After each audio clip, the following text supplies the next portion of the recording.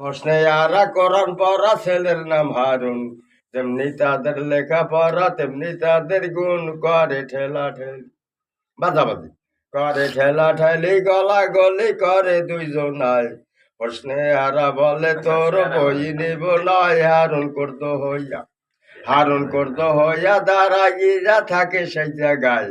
হাঁটিতে হাঁটিতে হাবিব গেল সেই জায়গায়, বলে ও গো বউয়া কি লাগিয়া বিপদ করো তোমরা, তোমাদের বই নিয়া বাড়িতে পৌঁছা দিব আমি।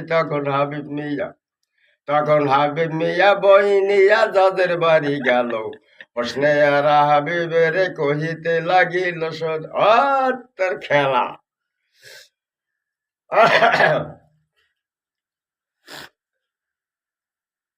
এবার কি কইতেছে?